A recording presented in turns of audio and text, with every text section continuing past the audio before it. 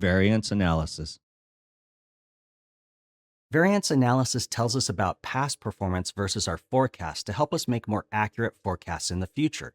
Of course, these reports also help us manage the company. Let's look at what we can learn from variance reports to improve our forecasts. The budgeting process consumes a massive amount of a company's time and resources. All the company's key assumptions are compiled to calculate the budget. Many of those assumptions are updated for the budget. Budget to actual variance reporting allows us to identify the weaknesses in our budget to improve forecasting. Forecasts may vary from actual results due to a few reasons. The inputs or formulas to the forecast model may be incorrect. These are technical errors that are easy to fix.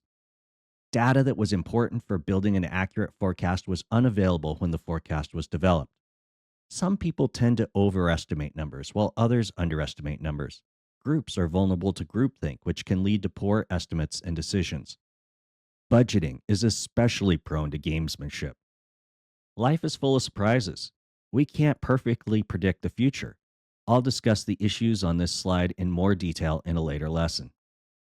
The calculation and research of a budget to actual variance report allows us to identify forecast errors that we can correct to improve future forecasts. The action to be taken to improve forecasts is different for each type of forecasting error. For model errors, the forecast or budget model should be corrected. Additional controls may be needed to reduce errors. When there is a lack of data, management may decide to allocate the resources to find or build the data. Some data can only be obtained as time progresses, for example, data about new products. To counter human error, being aware of thinking errors is the first step. The next step is to improve the decision making process to mitigate these errors. As for lack of clairvoyance, people have been reading tea leaves, animal entrails, and crystal balls for millennia. Nothing has worked yet. The first budget to actual report of the year is often a test of the budget as much as it is an indicator of company performance. I once made a mistake in the budget that became apparent when the first variance report came out. I added more quality checks to the budget process and didn't make that mistake again. Of course, I made other mistakes over time that required other changes to the forecast model. Let's start with a very high level budget to actual report. This is a very simple income statement. It shows the differences between the budget and actual amounts in dollars and as a percentage of the budgeted amounts. We have some large variances in most line items, but the cost of goods has a small variance. This report is much too high level to identify the causes of variances. We need to drill down into more detail. This report focuses only on revenues and the cost of goods sold. The variances in these line items are likely strongly driven by the volumes of goods sold, the price at which they were sold, and the cost of each unit. Variances in sales, general, and administrative or SG&A costs likely have other drivers that would be identified via other methods than this report. I noted earlier that everything can be broken down into a volume variance and a rate variance. A rate volume variance report breaks out the total variance for each line into a rate variance and a volume variance. The volume variance is calculated as actual units minus budgeted units multiplied by the budgeted price per unit.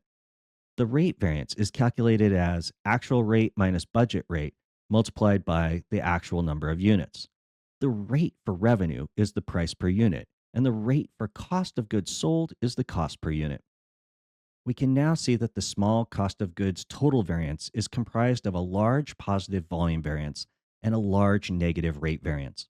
When discussing a variance report, using words like positive and negative can be very confusing. The cost of goods rate variance is negative, but this is a good thing because actual costs were below budgeted costs. It's better to refer to variances as favorable or unfavorable with respect to net income. Some variance reports will place an F or a U next to numbers to designate favorable or unfavorable. This is especially useful when the report users aren't well versed in financial statements, like members of a nonprofit organization board of directors. The table at the bottom of the report shows the source numbers for the report. They show the exact volume and rate amounts that led to the dollar differences at the top of the report. This report is beginning to tell the story of what's driving the variances. However, there is likely much more root cause analysis that needs to be done, which I'll explain in a later lesson. Of course, financial analysts have devised ways to deconstruct the variances into four types of variances: price, quantity, mix, and volume. The cost of goods variances can be deconstructed into a series of variances by type of input. They include materials variances, labor variances, and overhead variances. How to drill down through the variances is different for each industry. Mixed variances were very important when I was the CFO of a health clinic system. Service companies don't care about materials variances. They closely watch variances in employee utilization. For this short course, I won't get into all these variances. Some companies use driver based forecasting for rapid forecast development. For more information on this process, check out my rolling forecast course. Other companies may not use driver based forecasts, but do know the key drivers of their business performance. Tracking the variances of key drivers can quickly identify which drivers are causing actual performance to deviate from forecasts. This variance analysis starts with a standard variance analysis for a service company. The revenue variance is then broken into a rate volume variance. The bottom of the report shows variances in the key performance drivers of revenue. The performance driver variances provides detail as to the cause for the rate volume variances. In the bottom section, we quickly see that the company had one fewer technician than they had forecasted. This reduced salaries, but also may have impaired billable hours. A high bill-out rate and high staff productivity caused total billable hours to land only slightly below the forecast.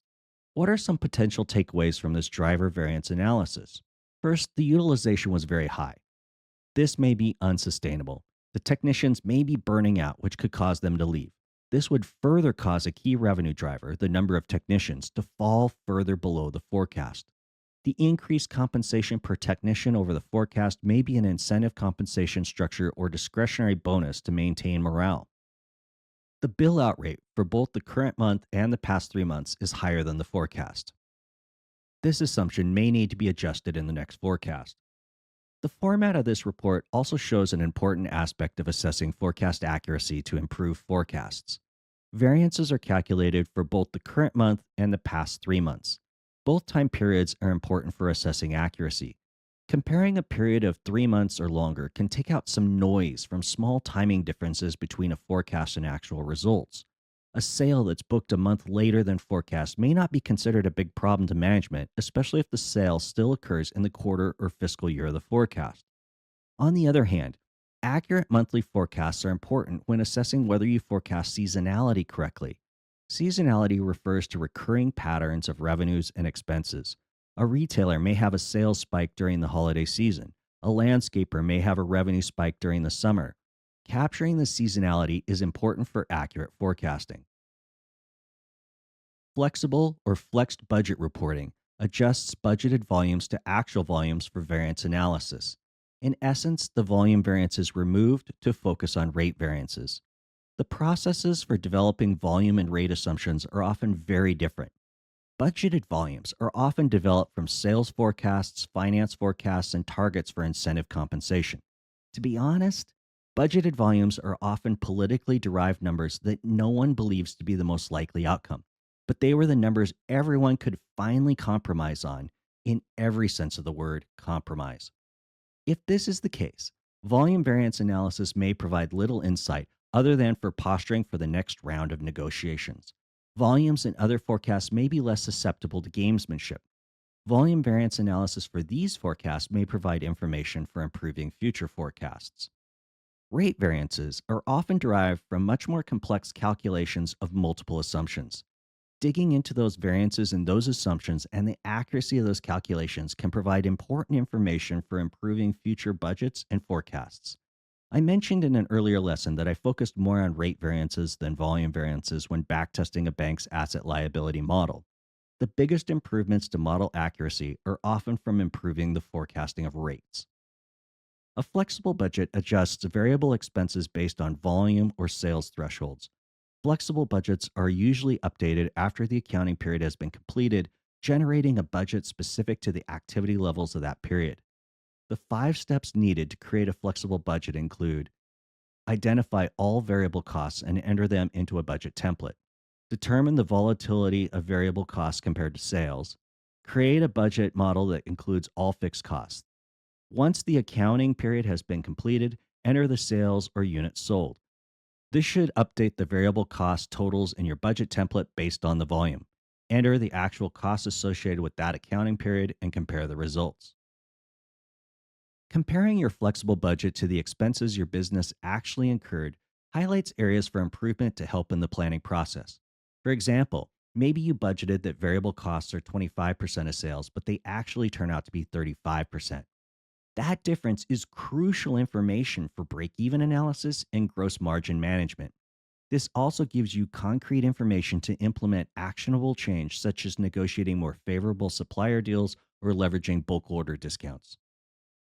Let's assume that our budgeted revenue is $500 per unit, variable costs are $100 per unit, and fixed costs are $10,000. Let's say that we've just finished our first month of the budget year. First, we'll look at a simple static budget report. We sold 20 fewer units than budgeted for the month. This is bad, but net income was exactly what we budgeted for the month. There's probably not a lot of hand wringing or high fives going on with management with no budget variance. Revenues and fixed costs were both a little higher than the budget. Variable costs were exactly on budget. Many people would glance at this, yawn in boredom, and move on. Let's now look at the flexible budget for the month. The budgeted amounts have been scaled or flexed down to the actual sales for the month. Budgeted revenues dropped $10,000 and budgeted variable costs dropped $2,000 from the static budget. That's calculated as the $100 variable cost per unit multiplied by the 20 units difference between budgeted sales and actual sales. This report shows some interesting information. Revenue was much higher than expected for this volume. At the same time, variable costs were also higher. This may be from a common cause like inflation, or there may be a cause for the variable cost variance that needs to be investigated. Overall, net income was much higher than budgeted for the sales volume. There are controllable and uncontrollable flexible budget variance causes. Controllable causes include inaccurate cost estimation, poor historical data, and improper planning. Controllable causes can be avoided with cost analysis in the creation stage. However, there are factors outside your business's control, which can include economic uncertainty, industry regulation changes, and volatile material costs. A variance from controllable causes may cause you to update your flexible budget cost assumptions for the remainder of the year. A variance from uncontrollable causes means something has changed and you must adjust your company in response to that change.